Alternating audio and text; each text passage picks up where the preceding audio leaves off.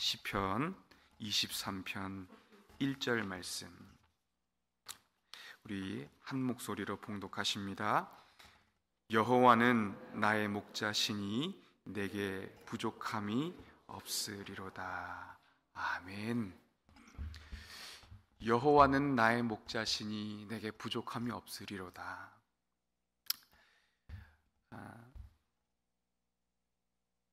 우리 사람은 완전한 존재가 아니기 때문에 늘 결핍과 부족을 안고 살아갑니다. 그래서 우리 인생 가운데 끊이지 않는 것은 내일에 대한 염려와 근심이죠. 완전하지가 않으니까요. 그런데 오늘 다윗은 여호와는 나의 목자시니 내게 부족함이 없습니다. 고백을 하는 겁니다. 이 고백 앞에 우리 성도님들은 어떤 생각이 드십니까? 다윗은 이 시편 23편을 노년에 기록을 했습니다. 어떤 학자들은 그의 아들 압살롬의 반역 이후에 기록한 글이다, 기록한 시다, 이렇게 얘기도 하거든요. 그러니까 다윗이 산전수전을 다 겪고 그의 노년의 인생을 바라볼 때에 여호와는 나의 목자시니 내게 부족함이 없다, 이렇게 고백을 하고 있는 것입니다. 어떠세요? 둘 중에 하나겠죠. 진짜 그 고백이 사실이거나 아니면 거짓말이거나. 다윗처럼 부족한 게 많고 결핍이 많았던 사람은 또 없을 것 같습니다. 우리가 그의 인생을 유년 시절부터 쭉 훑어보면 그의 유년 시절에는 아버지와 형들에게 그렇게 인정받지 못한 삶을 살았죠. 하나님이 사무엘을 이새의 집에 보내서 그 2대 왕을 세우시려고 기름을 부으실 때에 그 아버지 이새는 그 7 아들을 사무엘 앞으로 다 지나가게 했습니다. 그게 사무엘상 16장 10절 말씀이죠. 그의 아들 7을 사무엘 앞에 다 지나가게 했어요. 다윗이 없어요.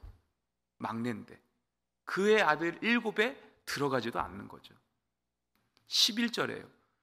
사무엘이 어디 갔냐, 또 없냐 하니까 막내 아들이 있긴 있는데 그는 양을 지킵니다. 형들과 아버지에게 치이는 삶을 살았던 거죠. 그러니까 인정받지 못한 삶. 어릴 때 부모로부터 칭찬과 사랑을 받지 못하고 자녀들이 크면 그 정서가 바르게 성장하겠습니까? 영향을 받기 마련이죠. 이걸 둘째치고서라도 그의 결혼 생활은 어땠습니까? 사울 왕이 자기의 딸 미갈을 그에게 아내로 줍니다. 그런데 이제 다윗을 미워해서 죽이려고 할 때에, 그래서 그가 도망자의 신세가 됐을 때에 사울이 어떤 일을 하냐면 그의 딸 미갈을 뺏어와서 발디에게 줘버립니다. 사울은 가정 하나를 그냥 파괴해 버린 거예요. 다윗이 그런 아픔을 겪는 겁니다. 어디 그뿐입니까? 다윗이 왕위에 올라서 후에 그 미갈을 다시 데리고 왔습니다. 어느 날 하나님의 괴가 다윗성이 들어올 때에 얼마나 기뻤는지요. 어린아이처럼 그 앞에서 뛰놀고 하나님 앞에 춤을 췄습니다. 그런데 그 모습을 보고 미갈이 마음에 다윗을 업신여겼더라. 모멸한 거죠. 경멸한 거죠. 그래서 사무엘하 6장 20절에 뭐라고 미갈이 다윗에게 말을 하느냐면 이스라엘 왕이 오늘 얼마나 영화로우신지, 이 비꼬는 거죠. 방탕한 자가 염치 없이 자기의 몸을 드러낸 것처럼 그의 신복의 계집종의 눈앞에서 그 몸을 드러내셨나이다. 그러니까 그 결혼 생활도 가정이 찢어지는 아픔을 겪었지만 이후에 그 미갈을 데려왔음에도 불구하고 그는 자기의 아내로부터 존중을 받지 못했던 거야. 더 중요한 건 하나님을 향한 그 신앙이 일치하지 못했다는 겁니다. 이게 성격이 안 맞는 것도 문제지만 부부가 정말 힘든 것은 신앙이 일치되지 않으면 그것만큼 고통스러운 것도 없죠. 다윗이 사울을 피하여 도망 다닙니다. 죽이려고 하니까요. 어디로 갑니까? 아히멜렉 제사장 있는 높 땅으로 피하고, 가장 아기스에게 피하고, 아둘람 굴, 엔게디 광야, 헤렛 숲을, 모든 산을 유리하면서 그를 피할 때에 다윗은 어땠을까요? 성경을 보니까 사울을 죽일 수 있는 2번의 기회가 있었음에도 불구하고 다윗은 하나님 앞에서 자기 자신을 지켰습니다. 우리가 그런 모습을 보면서 야, 다윗은 정말 믿음이 좋구나, 대단한 인물이구나, 역시 예수 그리스도를 예표하는 왕이야, 이렇게 생각할 수 있지만 우리는 성경이 사람을 영화하지 않는다는 사실을 기억해야 할 것입니다. 다윗은 그가 기록한 시편 18편에 이렇게 도망자의 신세로 다닐 때에 그가 얼마나 괴로웠고 견디기 힘들었고 고통스러웠는지를 하나님 앞에 푸꾸절절히 고백하고 있는 것을 우리는 어렵지 않게 발견할 수 있습니다. 그가 죄를 지은 결과이긴 하지만 밧세바와 동침해서 낳은 아들이 7일 만에 죽었습니다. 마음이 아무렇지도 않았을까요? 덤덤했을까요? 부모님이 돌아가시면 자식은 부모님을 땅에 묻지만 자식이 죽으면 그 자식은 부모 마음에 묻는다 그랬습니다. 마음이 평안할 리가 없죠. 압살롬의 반역을 그가 겪었을 때에 사랑하는 아들이 자기 등에 칼을 꽂았습니다. 그 마음이 어땠을까요? 사무엘하 15장 30절을 보니까 그가 예루살렘을 떠나서 감람산으로 향하여 올라갈 때에 그가 그의 머리를 가리고 맨발로 가며 울었다. 울면서 올라갔어요. 그 울음이 그냥 흐느끼는 정도가 아니에요. 하갈이 자기 아들 이스마엘이 광야에서 죽어가는 것을 보고 통곡했던 그 울음이요, 자기 안에 사라가 죽은 것을 가지고 애통했던 그 아브라함의 울음이라는 것이죠. 절규하고 통곡하면서 감람산으로 올라갔을 때에 그 다윗의 마음이 어땠을까? 그 다윗이 오늘 시편 23편 1절에 여호와는 나의 목자시니 내게 부족함이 없다, 이렇게 고백을 하는 거예요. 그러니까 덮어놓고 참 좋은 말씀이구나. 우리는 여기서 한 걸음 더 나아가서 다윗이 어떻게 이런 고백을 할 수 있었는가, 한번 오늘 이 아침에 짧게 2가지로 한번 같이 나누고 우리 마음의 교훈을 삼았으면 좋겠습니다. 첫 번째 생각해 볼 것은 목자가 양을 다루는 방식입니다. 다윗은 목동 출신이죠. 그 팔레스타인에는 비가 잘 오지 않습니다. 물이 부족해요. 물이 부족하다라는 것은 목초지도 부족하다는 거죠. 목차가 양을 데리고 목초지에서 꼴을 먹일 때에 목자는 그동안 무엇을 하겠습니까? 그냥 띵까띵까 노는 게 아닙니다. 그죠? 잠을 자는 것도 아니고 자기 개인의 볼일을 보지 않습니다. 내일 그 양들에게 먹일 목초지를 찾아서 떠나는 겁니다. 산지에 올라서 사방을 두루 살피면서 가장 좋은 목초지가 어디 있는지를 찾는 거예요. 찾아 헤매는 거예요. 그리고 그 목초지를 찾고 나서 양들에게 돌아올 때에 그 목자의 손 안에는 내일에 대한 완전한 계획이 있는 겁니다. 그러니까 양들을 그 다음날 목초지로 인도할 때에 그 인도에는 실수가 없습니다. 실패가 없습니다. 한치의 오차가 없습니다. 다윗이 자기의 목자로서, 목동 출신으로서 자기 인생을 되돌아보니까 하나님이 자기의 인생을 그렇게 인도해 오셨다라고 고백할 수밖에 없는 겁니다. 사망의 음침한 골짜기를 다녔어요.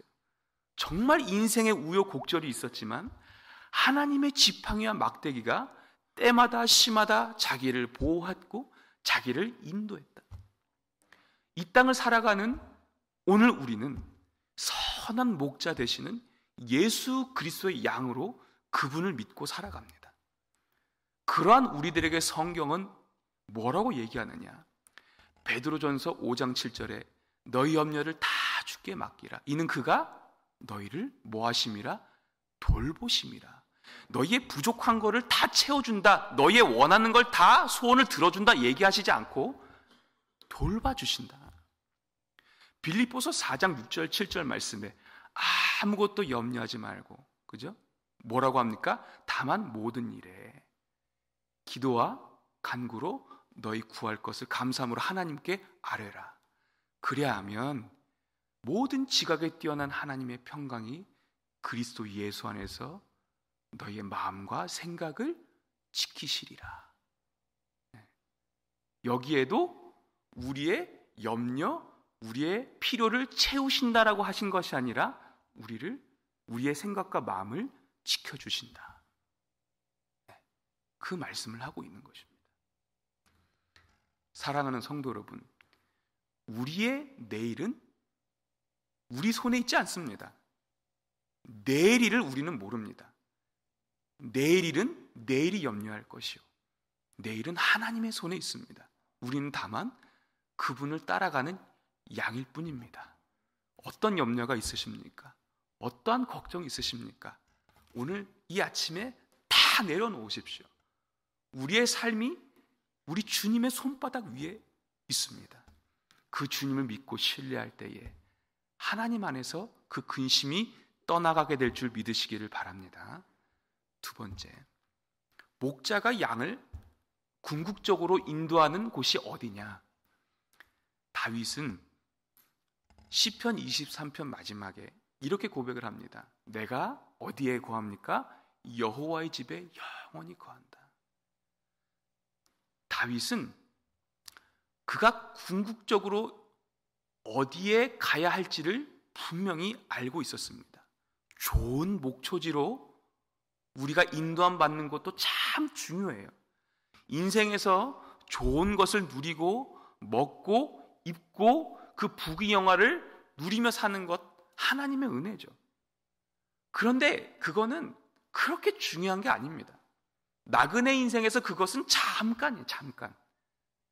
영원한 삶과 이 땅에서의 나그네의 삶을 비교하면 이것은 거기에 비교할 수도 없는 거죠. 우리가 궁극적으로 가야 할 곳은 하나님의 나라 여호와의 집이라는 사실을 다윗은 분명히 얘기하고 있는 겁니다. 이 땅에서 그렇게 수고하고 땀 흘리며 살았는데 우리 인생의 마지막에 우리의 이 육신이 관에 들어가는 그때에 우리의 영이 들림받아 하나님의 나라에 들어가지 못한다면 그것만큼 억울하고 안타까운 것은 없는 것이죠. 우리의 인생을, 이 나그네 삶에서 천국으로 가는 이 인생을 구약은 때때로 광야 40년의 이스라엘 백성들의 삶이 가나안에 정착한 삶으로 전환되는 것으로 비유되기도 하죠. 이 이스라엘 백성들이 출애굽해서 가나안, 약속의 땅 가나안으로 갈 때에 그들에게 가장 중요한 것은 무엇일까요? 광야에서 잘 먹고 잘 입고 그들의 소유를 불리는 게 중요합니까? 아니면 안전하게 그리고 가능한 한 신속하게 그 약속의 땅에 들어가서 정착하는 것이 중요합니까? 전자일까요? 후자일까요? 빨리 약속의 땅 가나안 땅에 정착을 해야죠. 그런데 이스라엘 백성들이 끊임없이 원망 불평했습니다. 나 고기 좀 먹게 해달라고. 나 목이 마르다고. 왜 우리를 하나님이 이렇게 인도하셨는데 어려운 적군들을 만나게 하셔서 우리의 마음을 서늘하게 만드냐고. 끊임없이 자기들의 결핍, 자기들의 부족한 것을 가지고 하나님 앞에 왜 내 소원을 들어주지 않느냐고 원망과 불평을 하는 거예요. 갈 수 있었는데, 금방 그 약속의 땅에 정착할 수 있었는데 하나님은 그들을 40년 동안 광야에서 훈련을 시키십니다. 그들이 부족했습니까? 광야에 살면서 그들은 최고의 것을 누리지 않았습니까? 구름 기둥과 불 기둥, 모든 기후에서 하나님은 그들을 보호하시고 인도하시고, 그죠? 제가 한번 설교 때 말씀드린 것처럼 그들에게 때를 따라서 먹을 것을 주시고 목마르지 않게 물을 공급해 주시고, 그들의 의복이 헤어지지 않게 하시고, 그들의 모든 나그네의 인생길에 어려움을 만났을 때 그들의 힘이 아닌 하나님의 능력과 권능으로 그것을 다 극복하고 이기고 승리하게 하시고, 그들에게 필요한 것은 광야에서 뭔가 많은 것을 누리는 것이 아니라 빨리 가나안 땅에 들어가는 거예요. 이미 하나님은 광야에서 다 주셨습니다. 우리 신명기 2장 7절 말씀 한번 다 같이 봉독하시겠습니다. 내 하나님 여호와께서 내가 하는 모든 일에 내게 복을 주시고 내가 이 큰 광야에 두루 다님을 알고 내 하나님 여호와께서 이 40년 동안을 너와 함께 하셨으므로 내게 부족함이 없었느니라 하시기로. 아주 독특한 말씀이죠. 내게 부족함이 없었다고 하나님은 그 광야 40년을 그렇게 결론을 내고 계시는 거예요. 이스라엘 백성들은 부족한 게 많았대요. 그런데 하나님은 부족한 게 없었대요. 관점의 차이죠. 이스라엘 백성들은 나그네의 삶에 몰두하고 있어요. 근데 하나님은 뭐가 더 중요해요? 가나안 땅이 더 중요한 거예요. 그리고 가나안 땅 가기까지 실제로 하나님은 그들과 동행하심으로 그들의 모든 필요를 최고의 것으로 공급을 하신 거예요. 이 잠깐이잖아요. 잠깐. 그죠? 오늘 이 땅에 살아가는 우리에게 요한복음 10장 11절에 선한 목자, 나는 선한 목자라 주님이 말씀하시면서 주님이 우리에게 무엇을 주셨느냐? 요한복음 10장 15절에 나는 양을 위하여 내 목숨을 버리노니, 그리고 25절에 뭐라고 하십니까? 내가 그들에게 영생을 주노라 했습니다. 사랑하는 성도 여러분, 우리는 이 땅에 살아가면서 우리 인생 전체를 조망할 수 있는 영적 통찰력이 필요합니다.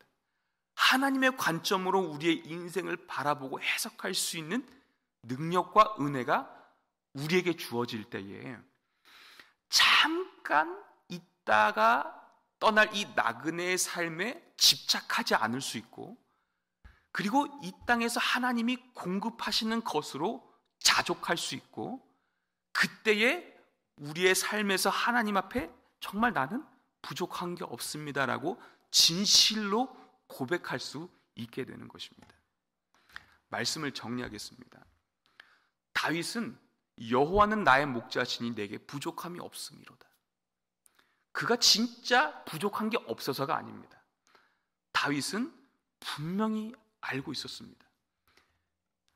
내일에 대한 계획이 하나님 손에 들려있다.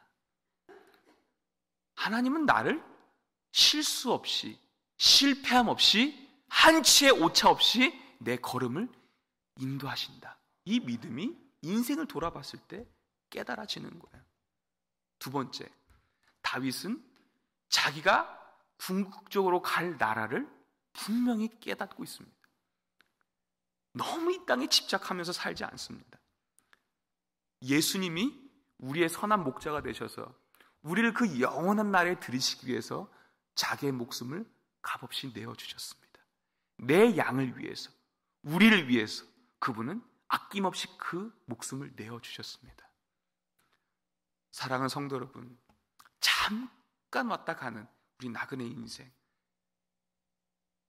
너무 여기에 우리의 마음과 힘을 쏟지 말고 열심히 살지 맙시다, 이런 얘기가 아닙니다. 어떤 맥락에서 말씀을 드린지 아시겠죠? 우리가 매일같이 궁극적으로 가야 할 그 하나님의 나라를 우리 마음에 품고 가슴에 새기고 소망 중에 즐거워하고 기뻐하며 우리의 인생의 나그네 소풍길을 걸어가실 수 있는 저와 우리 모든 성도님들의 삶이 되시기를 주님의 이름으로 축원합니다. 아멘. 기도하겠습니다. 하나님 아버지, 오늘도 말씀을 통해서 깨닫게 해주심을 감사합니다. 내일의 완전한 계획, 우리 인생을 향한 하나님의 섭리가 여전히 서 있는 줄 믿습니다. 그 하나님이 우리의 걸음을 한치의 실수, 한치의 오차 없이 인도하실 줄 믿습니다. 그 하나님을 믿는 믿음으로 염려하지 않게 하옵소서. 근심하지 않게 하옵소서. 일어나지도 않은 일 가지고 낙담하고 엎드러지지 않게 하여 주옵소서. 그 손을 잡아 일으켜 세워주시고 그 무릎을 더욱더 굳건하게 하셔서 하나님 앞에 더 신뢰하고 엎드리며 그 모든 것들을 능히 이길 수 있는 하나님의 신실한 종들이 다 되게 하여 주옵소서. 하나님, 우리가 이 땅을 살아갈 때에 하나님의 관점으로 우리의 인생 전체를 해석할 수 있는 영적인 통찰력을 허락하여 주셔서 잠깐 왔다가 우리 나그네 인생에 우리가 너무 집착하지 않도록, 너무 욕심내지 않도록, 이것 때문에 우리의 마음이 무너지지 아니하도록 하나님께서 은혜 위에 은혜를 더하여 주옵소서. 장차 우리가 가게 될 그 나라를 소망하고 기뻐하고 즐거워할 수 있는 하나님의 참된 백성으로 이 땅을 믿음으로 살아가기에 부족함 없도록 우리의 생각과 우리의 마음을 지키시고 우리의 인생을 돌아봐 주옵소서. 사랑하는 성도님들의 가정을 지키시고 특별히 자녀들을 지키시되 우리 부모 세대의 믿음이 자녀들에게 아름답게 계승되도록 하나님께서 자녀들의 생각과 그 마음을 지켜주시기를 간절히 소망합니다. 하나님께서 만나주시기를 소망합니다. 하나님께서 그 중심을 붙들어 주시기를 소망합니다. 아름다운 믿음의 유산들이 정말 자자손손 이어질 수 있기를 하나님 간절히 소망합니다. 모든 질병으로부터 우리를 건져주시고 정말 탄식하고 신음하며 하나님 앞에 간구할 때에 주께서 어루만지시는 그 은혜로 우리의 모든 오장육부 사지백체가 깨끗함 받게 하여 주시고 특별히 우리의 마음의 병까지도 그 모든 우울감들조차도 하나님께서 주시는 평강과 기쁨 가운데 모두 소멸되게 하여 주옵소서. 오늘 우리의 발걸음, 그 한 걸음 한 걸음이 하나님 앞과 사람 앞에 부끄럽지 않게 하시고 후회에 남지 않도록 우리의 삶을 인도해 주시고 우리 마음 가운데 하나님의 평강으로 충만케 하여 주옵소서. 예수 그리스도의 이름으로 감사드리며 기원하옵나이다. 아멘.